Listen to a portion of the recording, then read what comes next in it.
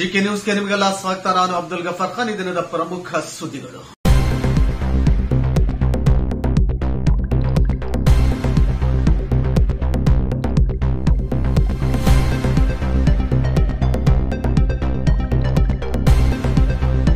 '87, 88ರಲ್ಲಿ ಆವಾಗ 10 ಪೈಸೆ 20 ಪೈಸೆ ಚಲಾವಣೆ ಇತ್ತು. 10 ಪೈಸೆ 20 ಪೈಸೆ ನಾಲ್ಕಣೆ ಎಲ್ಲ ಕೊಡ್ತಾ ಇದ್ರು. ಇಲ್ಲಿ ನಮ್ಮ ಜನಾಂಗದ ಅಂಗಡಿಗಳ ಸುಮಾರು ಅಂಗಡಿಯವರು ನನ್ನನ್ನು ಮುಂದೆ ಕಳಿಸ್ತಿದ್ರು. ಮುಂದೆ ಹೋಗುತ್ತೆ. ಅವಾಗ ಬರೀ 10 ಪೈಸೆ 5 ಪೈಸೆ ಕೊಡ್ತಾರೆ. ಇವಾಗ ಕೈ ಹೊಡ್ಕಂತ ಬರೋರಿಗೆ 100-200 ಕೊಡ್ತಾರೆ. ಅವಾಗ ನಾವು 3-4 ಜನ ವಾಕ್ಯಗಳು ಹಾಕೊಂಡು ಬಂದ್ರೆ ನಮ್ಮ ಸಮಾಜದವರೇ ನನ್ನನ್ನು ಮುಂದಕ್ಕೆ ಕಳಿಸ್ತಾ ಇದ್ರು. ಅಂತ ಒಂದು ಸಂದರ್ಭದಲ್ಲಿ ನಮ್ಮ ಅಂಗಡಿ ಬೊಮ್ಮನಾಡಿಯವರಾದ ವಸಂತ ಮಾಲ್ವಿ ಅವರದ್ದು ಒಂದು ಪತ್ರಿಕೆ ಇತ್ತು. ಮಂಜುನಾಥ ಶೆಟ್ಟಿ ಮಂಜಮ್ಮ ಜೋಗತಿ ಅಂತ ಒಂದು ಲೇಖನವನ್ನ ಬರೆದಿದ್ರು. ಅವತ್ತು ಆ ಲೇಖನ ಬಂದ ಮೇಲೆ ನನಗೊಂದಿಷ್ಟು ಗೌರವ ಇಲ್ಲಿ ಸಿಕ್ತು. ಈ ಭಾಗದಲ್ಲಿ ಒಂದಿಷ್ಟು ಓದಲಿಗೆ ಮಾತ್ರ ಆ ಮಂಜಮ್ಮ ನಮ್ಮ ಜನಾಂಗದವರಂತ ಒಂದಿಷ್ಟು ಗೌರವ ಸಿಕ್ತು. ಅದಾದ ನಂತರ ನನಗೆ ಪದ್ಮಶ್ರೀ ಬಂತು, ಅಧ್ಯಕ್ಷರಾದೆ, ಏನೆಲ್ಲ ಆದ್ರೂ ಇಲ್ಲಿ ಯಾರು ನನ್ನನ್ನ ಕರೆದು ವೇದಿಕೆಯಲ್ಲಿ ಕೂಡಿಸಿಲ್ಲ. ಇವತ್ತು ನಿಮ್ಮ ಗುರು ಅದೃಷ್ಟದಿಂದನೋ ಅಥವಾ ನಮ್ಮ ಸುನೀಲ್ ಅವರ ಅದೃಷ್ಟದಿಂದನೋ ನಮ್ಮ ಗಿರಿ ಅವರ ಅದೃಷ್ಟದಿಂದ ಇವರ ಅಪ್ಪನ ನಾವು ತುಂಬಾ ಒಡನಾಡಿದ್ರು. ಹಳೆ ಮನೆ ಇದ್ದಾಗ ಅವ್ರ ಮನೆಗೆಲ್ಲ ಹೋಗಿ ಬರ್ತಾ ಇದ್ವಿ. ಇವರೆಲ್ಲ ಚಿಕ್ಕ ಚಿಕ್ಕ ಮಕ್ಕಳು, ಇವ್ರು ಅವ್ರನ್ನೆಲ್ಲ ನೋಡಿದೀವಿ ನಾವು ಅವಾಗೆಲ್ಲ. ಅವಾಗ ಇವ್ರು ಹುಡುಗರು ಇವ್ರಿಗೇನು ನಡೆಯಂಗಿಲ್ಲ ಅವಾಗ. ಹಂಗಾಗಿ ನನ್ನನ್ನ ಇವತ್ತು ಇಲ್ಲಿ ಕರೆದಿದ್ರಲ್ಲ, ಇವತ್ತು ನನಗೆ ತವರು ಮನೆಯ ಸೌಭಾಗ್ಯ ಸಿಕ್ಕಷ್ಟು ಖುಷಿಯಾಯಿತು. ತವರು ಮನೆಯ ಸೌಭಾಗ್ಯ ಸಿಕ್ಕಷ್ಟು ಖುಷಿಯಾಯಿತು. ಗಂಡನ ಮನೆಯವರು 10 ತೊಲೆ ಬಂಗಾರ ಹಾಕಿದ್ರು ಯಾರಿಗೂ ಹೋಗಿ ತೋರ್ಸೋದಿಲ್ಲ ಹೆಣ್ಮಗಳು. ತವ್ರ ಮನೆಯವರು ಒಂದು ಗುಂಜಿ ಬಂಗಾರ ಕೊಟ್ಟು ಒಂದು ಸೀರೆ ಜಾಕೆಟ್ ಕೊಟ್ರೆ ಇದು ನನ್ನ ತವ್ರ ಮನೆ, ನಮ್ಮ ಅಣ್ಣ ಉಡ್ಸೇನ, ನಮ್ಮ ತಮ್ಮ ಉಡ್ಸೇನ, ಇದು ಉಗ್ರ ನಮ್ಮ ಅಣ್ಣ ಕೊಟ್ಟಾನ, ಇದು ನಮ್ಮ ಅಪ್ಪ ಕೊಟ್ಟಾನಂತ ಹೆಣ್ಮಗಳು ಖುಷಿಯಿಂದ ಹೇಳ್ಕಂತ ಓಡಾಡ್ಬಿಡ್ತಾರ. ಅಂತ ಖುಷಿ ನನಗಾಗಿದೆ ಇವತ್ತು. ಅಂತ ಖುಷಿ ನನಗಾಗಿದೆ ಇವತ್ತು. ಈ ಸಮ್ಮೇಳನ ವಿಭಾಗ ಮಟ್ಟದಲ್ಲಿ ನಡೀತಾ ಇದೆ. ಸುನೀಲ್ ಅವರ ಅಧ್ಯಕ್ಷತೆಯಲ್ಲಿ, ಸುನೀಲ್ ಅವರ ಮುಂದಾಳತ್ವದಲ್ಲಿ ಇದು ವಿಭಾಗ ಮಟ್ಟದಲ್ಲಿ ತುಂಬಾ ಅದ್ದೂರಿಯಾಗಿ ನಡೀತಾ ಇದೆ. 3ನೇ ಸಮ್ಮೇಳನ. ಆ ಎಲ್ಲಾ ಸಮ್ಮೇಳನಗಳಿಗೂ ಗುರುಗಳ ಆಶೀರ್ವಾದ ತುಂಬಾ. ಗುರುಗಳ ಆಶೀರ್ವಾದ ಹೇಗಿದೆ ಅಂದ್ರೆ, ಮೊಗ್ಗು ಸೂರ್ಯನ ಕಿರಣಗಳನ್ನ ತಗೊಂಡು ಆಗ ತಾನೇ ಹರಡಿದಾಗ ಅದು ಎಷ್ಟು ಸುವಾಸನೆಯನ್ನ ಬೀರುತ್ತೋ, ಎಷ್ಟು ಸೌಂದರ್ಯದಿಂದ ಕಾಣುತ್ತೋ, ಅಷ್ಟು ಸೌಂದರ್ಯಯುತವಾಗಿ ಕಾರ್ಯಕ್ರಮಗಳಿಗೆ ಗುರುಗಳು ಭಾಗಿಯಾಗೋದ್ರಿಂದ ಆ ಕಾರ್ಯಕ್ರಮ ಯಶಸ್ವಿ ಆಗ್ತದೆ ಅಂತ ಹೇಳೋದಕ್ಕೆ ನನಗೆ ತುಂಬಾ ಖುಷಿ ಆಗ್ತಾ ಇದೆ. ನನಗೆ ತುಂಬಾ ಖುಷಿ ಆಗ್ತಾ ಇದೆ. ನೋಡಿ, ಒಂದು ಕಡೆ ಪ್ರಾಮಾಣಿಕವಾಗಿ ಮಾಡುವಂತಹ ಯಾವುದೇ ಕೆಲಸ ಕೂಡ ಕೀಳು ಮೇಲು ಅನ್ನುವಂಥದ್ದು ಇಲ್ಲೇ ಇಲ್ಲ. ಯಾವಾಗ ಯಾವ ಶುರು ಮಾಡಿಕೊಂಡ್ರು ಗೊತ್ತಾಗಿಲ್ಲ. ಕೆಲವೊಂದು ಪ್ರೊಫೆಷನ್ಸ್ ನ ಕೀಳಾಗಿ ನೋಡುವಂಥದ್ದು, ಕೆಲವೊಂದು ಪ್ರೊಫೆಷನ್ಸ್ ಅನ್ನ ಮೇಲಾಗಿ ನೋಡುವಂಥದ್ದು ಸಮಾಜದಲ್ಲಿ ಆಗಿರುವಂಥದ್ದು, ನಮ್ಮ ಭಾರತೀಯ ಸಮಾಜದಲ್ಲಿ ಆಗಿರುವಂಥದ್ದು ಒಂದು ಬಹಳ ದೊಡ್ಡ ತಪ್ಪು. ಬೇರೆ ದೇಶಗಳಲ್ಲಿ ಯಾವುದೂ ಇಲ್ಲ. ಬಾತ್ರೂಮ್ ಕ್ಲೀನ್ ಮಾಡೋರಿಗೆ ಏನ್ ಗೌರವ ಇದೆಯೋ ಡಾಕ್ಟರ್ಗೂ ಕೂಡ ಅದೇ ಗೌರವ. ಎಲ್ಲರಿಗೂ ಕೂಡ ಸಮಾನವಾಗಿ ನೋಡುವಂಥದ್ದು, ಎಲ್ಲ ಕೆಲಸವೂ ಕೂಡ ಯಾವುದಾದ್ರೂ ಮೇಲೂ ಕೀಳಿಲ್ಲ ಅನ್ನುವಂತಹ ಒಂದು ಭಾವನೆ. ಈ ಎಕ್ಸಾಂಪಲ್ ನಾವು ಯಾಕೆ ಹೇಳಿದ್ವಿ ಅಂತ ಹೇಳಿದ್ರೆ, ಎಷ್ಟೋ ಮನೆತನ ನಮ್ಗೆ ಕಷ್ಟ ಅಂತ ಅನ್ಕೊಳ್ತಾನೆ ಇದ್ದೀರಾ, ಆದ್ರೆ ನಿಮ್ಮಲ್ಲಿ ಗೊತ್ತಿರುವಂತಹ ಒಂದು ವ್ಯಾಪಾರ ಮಾಡೋದಕ್ಕೆ ಒಂದು ಹೆಜ್ಜೆ ಮುಂದೆ ಇಡ್ತಾ ಇಲ್ಲ. ಒಂದು ವೇಳೆ ಸಮಾಜದಲ್ಲಿ ಎಲ್ಲರೂ ಕೂಡ ಒಂದು ಹೆಜ್ಜೆ ಮುಂದಿಟ್ಟು ನಿಮಗೆ ಯಾವುದು ಪ್ರಾಮಾಣಿಕವಾಗಿ ವ್ಯಾಪಾರಕ್ಕೆ ಶಕ್ತಿಯನುಸಾರವಾಗಿ ವ್ಯಾಪಾರ ಮಾಡಬಹುದು ಅದು ಶುರು ಮಾಡ್ಕೊಳ್ಳಿ. ಭಗವಂತ ಆಶೀರ್ವಾದ ಮಾಡೇ ಮಾಡ್ತಾನೆ. ನಮ್ಮ ಎಫರ್ಟ್ಗೆ ಫಲ ಇದ್ದೇ ಇರುತ್ತೆ. ಪದ್ಮಶ್ರೀ ಪುರಸ್ಕೃತ ಮಾತಾ ಮಂಜಮ್ಮ ಜೋಗತಿ ಅವರಿಗೆ ವಂದಿಸುತ್ತಾ, ಮತ್ತು ಈ ಕಾರ್ಯಕ್ರಮಕ್ಕೆ ಆಗಮಿಸಿರ್ತಕ್ಕಂಥ ವಿಜಯನಗರ ಜಿಲ್ಲೆಯ ಎಲ್ಲ ಆರ್ಯವೇಶ ಯುವಜನ ಬಂಧುಗಳೇ ಮತ್ತು ಬಳ್ಳಾರಿ ಜಿಲ್ಲೆಯ ಎಲ್ಲ ಯುವಜನ ಸಂಘದ ಸದಸ್ಯರೇ ಮತ್ತು ಕೊಪ್ಪಳ ಜಿಲ್ಲೆಯಿಂದ ಆಗಮಿಸಿರ್ತಕ್ಕಂಥ ಎಲ್ಲ ಪದಾಧಿಕಾರಿಗಳೇ, ಎಲ್ಲರಿಗೂ ಹಾರ್ದಿಕವಾದ ನನ್ನ ಸ್ವಾಗತ ಮತ್ತು ಸುಸ್ವಾಗತ. ನಾನು ಕೇವಲ 3 ನಿಮಿಷಗಳಲ್ಲಿ ಗುರುಗಳ ಬಗ್ಗೆ ಮತ್ತು ಮಾತಾ ಮಂಜಮ್ಮ ಜೋಗತಿಯ ಬಗ್ಗೆ ನಮಗೆಲ್ಲ 2 ಮಾತುಗಳನ್ನ ಹೇಳಲಿಕ್ಕೆ ಇಷ್ಟಪಡ್ತೇನೆ. ನಮ್ಮ ಸಮಾಜಕ್ಕೆ 2ನೇ ಪೀಠಾಧಿಪತಿಗಳಾಗಿ ವಾಸವಿ ಪೀಠಾಧೀಶರಾಗಿ ಹೊಂದಿರತಕ್ಕಂಥ ಸರಸ್ವತಿ ಸಚ್ಚಿದಾನಂದ ಸ್ವಾಮೀಜಿಯವರು ಶಿವಮೊಗ್ಗದ ಗೋಪಾಳಂ ಫ್ಯಾಮಿಲಿಯವರು ಅತ್ಯಂತ ಶ್ರೀಮಂತ ಕುಟುಂಬದಿಂದ ಬಂದಿರತಕ್ಕಂಥವ, ಸಂಪ್ರದಾಯವನ್ನು ಹೊಂದಿರತಕ್ಕಂಥ ಮತ್ತು ಅತ್ಯಂತ ಹಿರಿಮೆಯನ್ನು ಹೊಂದಿರತಕ್ಕಂಥ ಒಂದು ಪರಿವಾರ, ಗೋಪಾಳ ಕುಟುಂಬ. ಕ್ರೈಸ್ಟ್ ಕಾಲೇಜಲ್ಲಿ ವಿದ್ಯಾಭ್ಯಾಸವನ್ನು ಮುಗಿಸಿದ ನಂತರ ತಮ್ಮ ಆಧ್ಯಾತ್ಮಿಕ ಒಲವನ್ನು ವ್ಯಕ್ತಪಡಿಸಿ ಋಷಿಕೇಶದಲ್ಲಿ ದೈವತ್ವವನ್ನು ಪಡೆದು ಸಾಧನೆಯನ್ನು ಮಾಡಿ ನಮ್ಮ ಸಮಾಜಕ್ಕೆ ವಾಸವಿ ಪೀಠಾಧಿಗಳಾಗಿ ಬಂದಿರುವುದು ನಮಗೆಲ್ಲ ತುಂಬಾ ಅದೃಷ್ಟದ ಸಮಾಚಾರ. ಅವರು ಪೀಠಾಧಿಪತಿಗಳಾದಾನಿಂದನೂ ಅಗಲಿಬೊಮ್ಮನಹಳ್ಳಿಗೆ ತಾವು ಬರಬೇಕು, ನಮ್ಮೂರಲ್ಲಿ ನಮ್ಮ ದೇವಸ್ಥಾನವನ್ನ ಮತ್ತು ನಮ್ಮ ಮಾತೆಯರ ವನಿತಾ ಸಂಘ ಮತ್ತು ಆರ್ಯವೇಶ ಸಮಾಜವನ್ನ 4-5 ದಿವಸಗಳ ಕಾಲ ಉದ್ದೇಶಿಸಿ ಸತ್ಸಂಗವನ್ನು ಮಾಡಬೇಕು. ಯಾಕಂದ್ರೆ ನಮ್ಮೂರಿನ ಇತಿಹಾಸ ತುಂಬಾ ಗಟ್ಟಿಗೊಳ್ಳುವಂತ ಇತಿಹಾಸ. ಇಲ್ಲಿ ಪೂಜೆ ಪುನಸ್ಕಾರಗಳು ತುಂಬಾ ಸೊಗಸಾಗಿ ನಡೀತವೆ. ಬರಬೇಕು ಅಂತ ಗುರುಗಳನ್ನ ಕರಿತಾನೆ ಇದ್ದೆ. ಆದರೆ ಇವತ್ತು ಈ ಯುವಜನ ಮಹಾಸಭೆಯ ಒಂದು ಸಮ್ಮೇಳನದ ಒಂದು ದಿವ್ಯ ಸಾನ್ನಿಧ್ಯವನ್ನು ವಹಿಸಿ ಬಂದಿದ್ದಾರೆ. ಮತ್ತೊಂದು 3-4 ದಿವಸ ನಮ್ಮೂರಿಗೆ ವಿಶೇಷವಾಗಿ ಬರಬೇಕು.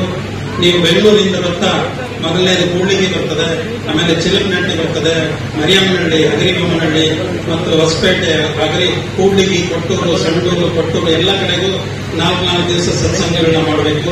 ಉತ್ತರ ಕರ್ನಾಟಕದಲ್ಲಿ ಅತ್ಯಂತ ಬಲಿಷ್ಠವಾದ ಜಿಲ್ಲೆ ಅಂದ್ರೆ ನಮ್ಮ ಜಿಲ್ಲೆ ಅಂತ ನಾನು ತುಂಬಾ ಹೇಳ್ತಾನೆ ಬಂದಿದ್ದೆ. ಈಗ ಆತರ ಮಾಡಲಿಲ್ಲ ಅಂದ್ರೆ ನಾವು ಸಂಘಟಿತರಾಗೋದಿಲ್ಲ. ಎಲ್ಲರಿಗೂ ಆ ತಾಯಿ ಸೇವೆ ಮಾಡುವಂತ ಅವಕಾಶ ಸಿಗೋದಿಲ್ಲ. ಇವಾಗೆಲ್ಲ ಹೇಳ್ತಾರೆ, ನಾವ್ ಯಾಕೆ ಸಂಘಕ್ಕೆ ಬಂದ್ವೋ, ಸಮಾಜಕ್ಕೆ ಬರ್ಲಿಲ್ಲ ಅಂದ್ರೆ ನಾನು ನನ್ನ ಒಂದು ಬಿಸ್ನೆಸ್ ನೋಡ್ಕೊಂಡು ಆರಾಮಾಗಿರ್ಬೋದಿತ್ತು. ಆ ತಾಯಿ ಸೇವೆ ಮಾಡೋದು ಬಹಳ ಪುಣ್ಯ ಇದ್ದವ್ರಿಗೆ ಮಾತ್ರ ಸಾಧ್ಯ. ಎಲ್ಲರಿಗೂ ಆ ಒಂದು ಪುಣ್ಯ ಸಿಗೋದಿಲ್ಲ. ಸೊ ಅದೇ ರೀತಿ ಯುವಜನ ಸಂಘಗಳಿಗೂ ನಾವು ಒಂದು ಕರೆನ ನೀಡಲಿಕ್ಕೆ ಬಯಸ್ತೇನೆ. ಯಾಕಂತಂದ್ರೆ ಈಗಿನ ದಿನ ನಾವು ಯುವಕರನ್ನ 1-2 ಪದಗಳ ಮಿಸ್ಗೈಡ್ ಮಾಡುವ ಮೂಲಕ ಅವರ ಹಾದಿಯನ್ನು ತಪ್ಪಿಸ್ತಾ ಇದ್ವಿ. ನೀವು ನೋಡ್ಬೋದು, ಸ್ಟ್ಯಾಂಡರ್ಡ್ ಮತ್ತೆ ಇಂಡಿಪೆಂಡೆಂಟ್ ಅನ್ನೋ 2 ವರ್ಡ್ ಅನ್ನ ನಾವು ಹಿಡ್ಕೊಂಡು ನಮ್ಮ ಯುವ ಸಮೂಹವನ್ನೇ ನಾವು ಇವತ್ತು ಮಿಸ್ಗೈಡ್ ಮಾಡ್ತಾ ಇದ್ದೀವಿ. ವ್ಯಾಪಾರ ಮಾಡಲಿಕ್ಕೆ ಈಗ ಮುಕ್ತವಾದಂತ ಅವಕಾಶ ಇದೆ. ನಾವು ಗಂಟೆಗಟ್ಟಲೆ ನಾವೆಲ್ಲರೂ ಕೂಡ ಮೊಬೈಲ್ ಅಲ್ಲಿ ಈ ರೀಲ್ಸ್ ಗಳನ್ನು ನೋಡ್ತಾ ಇರ್ತೀವಿ. ಆ ರೀಲ್ಸ್ ಅಲ್ಲಿ ಚಿಕ್ಕ ಚಿಕ್ಕ ವ್ಯಾಪಾರ, ಬರೀ 15,000, 10,000, 20,000 ಒಂದು ಬಂಡವಾಳದಲ್ಲಿ ಇಷ್ಟೊಂದು ವ್ಯಾಪಾರಗಳನ್ನ ಮಾಡಲಿಕ್ಕೆ ಅವಕಾಶಗಳು ಇವತ್ತು ಈ ಒಂದು ಸೋಷಿಯಲ್ ಮೀಡಿಯಾ ಮೂಲಕ ನಮಗೆಲ್ಲರಿಗೂ ಅವಕಾಶ ಸಿಕ್ಕಿದೆ. ಹಾಗಾಗಿ ನಾವೆಲ್ಲರೂ ಕೂಡ ಮನೆಯಲ್ಲಿ ಕೇವಲ ಮನೆ ಹಿರಿಯರು ಇಲ್ಲಾಂದ್ರೆ ಗಂಡ್ಮಕ್ಳು ಮಾತ್ರನೇ ವ್ಯಾಪಾರ ಮಾಡಬೇಕು ಅನ್ನೋ ಒಂದು ಆಲೋಚನೆಯನ್ನು ಬಿಟ್ಟು ಮನೆಯಲ್ಲಿ ಇರ್ತಕ್ಕಂಥ ಎಲ್ಲರೂ ಕೂಡ ಹಿರಿಯರು, ಮಕ್ಕಳು, ಯಾರಿಗೆ ಸಮಯ ಇದೆ, ಸಮಯ ಇರತಕ್ಕಂಥ ಪ್ರತಿಯೊಬ್ಬರು ಕೂಡ ಆ ಸಮಯವನ್ನು ನಾವು ಉಪಯೋಗಿಸಿಕೊಂಡು ಆರ್ಥಿಕವಾಗಿ ಬೆಳೆಸಲಿಕ್ಕೆ ನಮ್ಗೆಲ್ಲರಿಗಿಂತ ಒಂದು ಇವತ್ತು ಸೋಷಿಯಲ್ ಮೀಡಿಯಾ ಮೂಲಕ ಅವಕಾಶಗಳು ಸಿಗ್ತಾ ಇದೆ. ಹಾಗಾಗಿ ಮುಂದಿನ ದಿನಗಳಲ್ಲಿ ಯುವಜನ ಮಹಾಸಭೆ ಮೂಲಕ ಚಿಕ್ಕ ಚಿಕ್ಕ ವ್ಯಾಪಾರಗಳನ್ನ ಮಾಡುವುದು ಯಾವ ರೀತಿ ಅನ್ನೋದು ಒಂದು ದೊಡ್ಡ ಒಂದು ಪಟ್ಟಿಯನ್ನೇ ಮಾಡಿಬಿಟ್ಟು ಅದರ ಒಂದು ಒಂದು ಸಪರೇಟ್ ಒಂದು ಕಾರ್ಯಕ್ರಮ ಮಾಡುವ ಮೂಲಕ ನಮ್ಮ ಎಲ್ಲ ಯುವಕರಿಗೆ ಮನೆಯಲ್ಲಿ ಇದ್ದು ಕಾರ್ಯಕ್ರಮಗಳು ವ್ಯಾಪಾರ ಮಾಡುವಂತ ಅವಕಾಶಗಳನ್ನ ವೇದಿಕೆಯಾಗಿ ಮಾಡಿಕೊಡ್ಬೇಕಂತ ಹೇಳಿ ನಾನು ಯುವಜನ ಮಹಾಸಭೆಯವರಿಗೆ ಕೇಳ್ಕೊಳ್ತಾ ಇದ್ದೀನಿ. ಈ ವಿಚಾರದಲ್ಲಿ ನಾನು ಕೂಡ ಸುಮಾರು ದಿವಸಗಳಿಂದ ಸಂಶೋಧನೆ ಮಾಡುವ ಮೂಲಕ ಸುಮಾರು ಒಂದು 1,000 ಆ ರೀತಿ ವ್ಯಾಪಾರಗಳ ನನ್ನ ಹತ್ರ ಒಂದು ಪಟ್ಟಿನೇ ಇದೆ. ಅದನ್ನೆಲ್ಲ ಕೂಡ ನಾನು ಯುವಜನ ಮಹಾಸಭೆಗಳಿಗೆ ಒಪ್ಪಿಸಲಿಕ್ಕೆ ನಡೆಯಿದ್ದೀನಿ. ಆ ತರ ಒಂದು ಕಾರ್ಯಕ್ರಮ ಮಾಡುವ ಮೂಲಕ ನಮ್ಮ ಯುವಕರನ್ನ ಉತ್ತೇಜಿಸುವ ಮೂಲಕ ಮತ್ತೆ ತಿರುಗಿ ನಮ್ಮೂರಲ್ಲೇ ಇದ್ದು ವ್ಯಾಪಾರವನ್ನ ಮಾಡ್ತಾ ನಮ್ಮ ಸಮಾಜವನ್ನ ಕಟ್ಟುವಂತ ಕೆಲಸ ನಮ್ಮೆಲ್ಲ ಯುವಕರು ಮಾಡಿ ಅಂತೇಳಿ ಈ ಸಂದರ್ಭದಲ್ಲಿ ಹೇಳ್ತಾ, ಆದ್ರೆ ಇದರಿಂದ ದೊಡ್ಡ ತಂಡ ಇದೆ. ನೀವೀಗಾಗಲೇ ನೋಡಿರ್ಬೋದು ಈ ಬ್ಯಾನರ್ ಅಲ್ಲಿ ಕರ್ನಾಟಕ ಆರ್ಯವೈಶ್ಯ ಯುವಜನ ಮಹಾಸಭಾ. ಇಲ್ಲಿ ಕೂತಿರಂತ ನಮ್ಮ ಎಲ್ಲ ಹಿರಿಯರು, ಮುಖಂಡರು, ನಾಯಕರು, ಅವರದ್ದು ಶ್ರಮ ತುಂಬಾ ಇದೆ. 73 ಸಂಘಗಳು, ಅಗರಿಬೊಮ್ಮನಹಳ್ಳಿ ಅಕ್ಕಪಕ್ಕದಲ್ಲಿರುವಂತ 73 ಸಂಘಗಳಿಗೆ ಸುಮಾರು 3 ತಿಂಗಳಿಂದ ನಮ್ಮ ಅಧ್ಯಕ್ಷರಂತ ಸುನೀಲ್ ಅವರ ತಂಡ ಎಲ್ಲಾ ಸಂಘಗಳಿಗೆ ಹೋಗಿ ಮೀಟಿಂಗ್ ಮಾಡಿ ಕಾರ್ಯಕ್ರಮಗಳ ವಿವರಗಳೆಲ್ಲ ಹೇಳಿ ಸಂಘಟನೆ ಮಾಡುವ ಉದ್ದೇಶದಿಂದ ಇಷ್ಟು ಒಂದು ದೊಡ್ಡ ಬೃಹತ್ ಕಾರ್ಯಕ್ರಮ ಇವತ್ತಿಲ್ಲಿ ಯಶಸ್ವಿಯಾಗಿದೆ ಹೇಳಿ ಇಷ್ಟಪಡ್ತೀನಿ. ನಮ್ಮ ಭೀಮರಾಜ್ ಕರ್ನಾಟಕ ಆರ್ಯವೈಶ್ಯ ಯುವಜನ ಮಹಾಸಭಾ ಪ್ರಧಾನ ಕಾರ್ಯದರ್ಶಿಗಳು. ಯುವಕ ಯಾವಾಗಲೂ ನಗ್ನಗ್ತಾ ಇರ್ತಾನೆ, ಫೋನ್ ಮಾಡಿದ್ರೆ ಯಾವ್ದೋ ಟೆನ್ಷನ್ ಅಲ್ಲಿ ಇದ್ರೆ ಎಲ್ಲರಿಗೂ ನಗಿಸ್ತಾ ಇರ್ತಾನೆ. ದಯವಿಟ್ಟು 1 ನಿಮಿಷ ನಿಂತ್ಕೊಳ್ಳಿ. ಭೀಮರಾಜ್ ಅವರು ನನ್ನ ಜೊತೆ ಇಲ್ಲೇ ಬನ್ನಿ, ಪಕ್ಕಕ್ಕೆ ಬನ್ನಿ, ರಾಕೇಶ್ ನೀವು ಬನ್ನಿ. ಈ ಒಂದು ಕಾರ್ಯಕ್ರಮ ಇಷ್ಟು ಯಶಸ್ವಿ ಆಗ್ಬೇಕಂದ್ರೆ ಈ ಊರಿನ ನಿಮ್ಮ ಮಗನಾದಂತ ನಿಮ್ಮ ಮನೆ ಮಗನಾದಂತ ಭರತ್ ಅವರು ಮುಂದಿನ ದಿನಗಳಲ್ಲಿ ಇವರು ನಾಯಕರಾಗಿ ಬೆಳಿಬೇಕಂತ ನಮಗೂ ತುಂಬಾ ಆಸೆ ಇದೆ. ಜೊತೆಗೆ ಕೊಪ್ಪಳ ಜಿಲ್ಲೆಯ ವಿಜಯನಗರ ವಿಭಾಗದ ಉಪಾಧ್ಯಕ್ಷರಾದ ರಾಕೇಶ್ ಪಾನಗಂಟಿ, ಅಂದ್ರೆ ಪಾನಗಂಟಿ ಫ್ಯಾಮಿಲಿ ಅಂದ್ರೆ ಯಾವುದೇ ಒಂದು ಆಟೋ ಡ್ರೈವರ್ ಆಗಿರೋದು ಬಸ್ನವ್ರು ಕರ್ಕೊಂಡು ಇವ್ರ ಮನೆ ಮುಂದೆ ಬಿಡ್ತಾರೆ. ಇವರು ಹಿರಿಯ ವಕೀಲರು. ಇವರ ಒಂದು ಮನೆಯಲ್ಲಿ ಸುಮಾರು 2-3 ಜನ ಜಡ್ಜ್ಗಳಿದ್ದಾರೆ. ಕಷ್ಟ ಸುಖ ನೋವು ನಲುವು ಅಂದ್ರೆ ಯುವಜನ ಮಹಾಸಭಾದಲ್ಲಿ ಯಾರು ಬರ್ತಾರೋ ಬಿಡ್ತಾರೋ ಇವರತ್ತು ಬರ್ತಾರೆ. ಅದು ಈ ತಂಡದ ಒಂದು ಶಕ್ತಿ, ಸಂಘಟನೆ ಶಕ್ತಿನ ನಮ್ಮ ಯುವಜನ ಮಹಾಸಭಾ. ಯಾಕೆ ಇಷ್ಟು ನಿಮಗೆ ಪರಿಚಯ ಮಾಡಿ ಹೇಳ್ತಾ ಇದ್ದೀನಿ ಅಂದ್ರೆ, ನಮ್ಮ ಸಮಾಜದಲ್ಲಿ ಕಷ್ಟ ಅಂದ್ರೆ ನಾಲ್ಕೇರ ಮನೆ ಬಂದು ಬಂದು చూసుకుంటాము వాళ్ళేమో వాళ్ళు చూసుకుంటారు అంటారు. అట్లా ఉండకూడదు ఎప్పుడు. కష్టము అంటే ఇమ్మీడియట్ గా వంట ఏమైనా మనం జొట్లా ఉంటాం అప్పుడు ಸಂಘಟನೆ ಇದ್ದೀವಿ. ರಾಜಕೀಯದಲ್ಲಿ ನಾವೆಲ್ಲ ತುಂಬಾ ಕಮ್ಮಿ ಇದ್ದೀವಿ. ನಾನು ಕುಲ ಗುರುಗಳ ಒಂದು ಸಮ್ಮುಖದಲ್ಲಿ ನನ್ನ ಒಂದು ದೊಡ್ಡ ಆಶಯದ ನಮ್ಮ ಗಿರೀಶ್ ಪೆಂಡಿಕರ್ ಅವ್ರಿಗೆ ಸಿಗಬೇಕಂತ ಕೇಳ್ಕೊಂಡಿ. ಕಾರಣ ಏನಂದ್ರೆ ಕರ್ನಾಟಕ ಆರ್ಯ ವೈಶ್ಯ ಸಮುದಾಯ ಅಭಿವೃದ್ಧಿ ನಿಗಮಕ್ಕೆ ಬಹಳ ಪ್ರಬಲವಾಗಿ ಒಂದು ಅಧ್ಯಕ್ಷ ಸ್ಥಾನಕ್ಕೆ ಓಡಾಡ್ತಿರಂತ ನಮ್ಮ ಗಿರೀಶ್ ಪೆಂಡಿಕರ್ ಅವರು. ನಾನು ಬರೀ ರಾಜಕೀಯ ಸಂಘಟನೆ ಇದ್ರ ಬಗ್ಗೆನೇ ನಾನು ಯಾವತ್ತೂ ಮಾತಾಡೋದು. ಈಗಾಗಲೇ ಹೇಳಿದ್ರು ನಾನು ನಿಕಟಪೂರ್ವ ಅಧ್ಯಕ್ಷ ಅಂತ. ನಾವು ಸುಮಾರು 300 ಸಂಘಗಳಿಗೆ ಭೇಟಿ ಕೊಟ್ಟು ಸುಮಾರು 40,000 ಕಿಲೋಮೀಟರ್ 2 ವರ್ಷದಲ್ಲಿ ಓಡಾಡಿರ್ತೀವಿ. ಇದನ್ನೆಲ್ಲ ನಮಗೆ ಪರಿಚಯ ಮಾಡಿಕೊಟ್ಟಿದ್ದು ನಮ್ಮ ಡಿ.ವಿ. ಸತ್ಯನಾರಾಯಣ. ಹಾಗೆ ಡಿ.ವಿ. ಸತ್ಯನಾರಾಯಣರು ಎಷ್ಟು ಸಂಘಗಳು ಹೋಗಿದ್ರು ಅಂದ್ರೆ ಅದಕ್ಕೆ ಹೆಚ್ಚಿನ ಸಂಘಗಳು ಇವತ್ತು ಆಗಿದೆ. ಅವರು ಹಾಕೊಂಡ ಒಂದು ಶ್ರೀದೀರ್ಘದ ಇವತ್ತು ಇಷ್ಟು ದೊಡ್ಡ ಒಂದು ಸಮಾಜ ಬೆಳಲಿಕ್ಕೆ ಒಂದು ಕಾರಣ ಆಗಿದೆ. ಹೊಸದಾಗಿ ನನ್ನ ಮಾರ್ಗದರ್ಶಕರು ಹಿರಿಯರಾದ ಶ್ರೀಯುತ ಕೋಟೇಶ್ವರ ಅವರು ಕಂಪ್ಲೀಟ್ ಪುಣೆ ಸಭೆಗೆ ಬರೀ 10-15 ಹಿಂದೆನೆ ಅವರು ಅಲ್ಲಿ ನಾಮಿನೇಟೆಡ್ ಕೌನ್ಸಿಲ್ ಆಗಿ ಅವರು ಆಯ್ಕೆ ಆಗಿದ್ದಾರೆ. ದಯವಿಟ್ಟು ಜೋರ ಚಪ್ಪಾಳೆ ಕೊಡಬೇಕು. ಎಲ್ಲಿ ನಾರಿಯರು ಸುಖ ಸಂತೋಷದಿಂದ ಇರ್ತಾರೋ ಅಲ್ಲಿ ಸಾಕ್ಷಾತ್ ದೇವರು ನೆಲೆಸಿರ್ತಾನೆ ಅಂತ ಹೇಳಿ, ಹಾಗಾಗಿ ನಮ್ಮ ಈ ಕಾರ್ಯಕ್ರಮಕ್ಕೆ ಸಾಕ್ಷಾತ್ ಕನ್ನಿಕಾ ಮಾತೆಯ ಆಶೀರ್ವಾದ ತಮ್ಮೆಲ್ಲರ ಉಪಸ್ಥಿತಿಯಿಂದ ಆಗಿದೆ ಅಂತ ಹೇಳಿದ್ರೆ ಬಹುಶಃ ತಪ್ಪಾಗಿಲ್ಲ. ಆರ್ಥಿಕವಾಗಿ ಸ್ವಾಗತ ಕೋರಿದ್ರಿ. ತಮ್ಮೆಲ್ಲ ಕೆಲಸ ಕಾರ್ಯಗಳನ್ನ ಬದಿಗೊಟ್ಟು ಇವತ್ತು ನಮ್ಮ ಜೊತೆಗೆ ತಮ್ಮ ಸಮಯವನ್ನ ಕಳೆದ್ರಿ.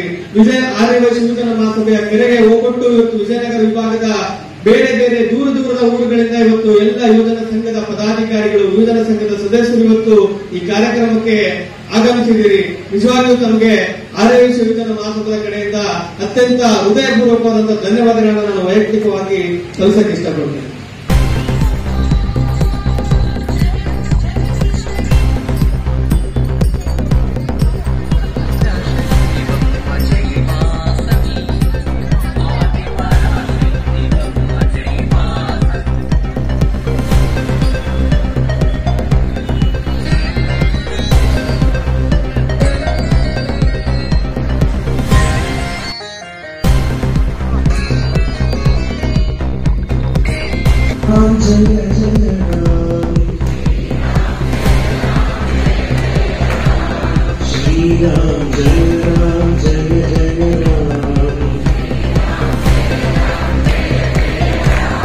Shri Ram Jai Ram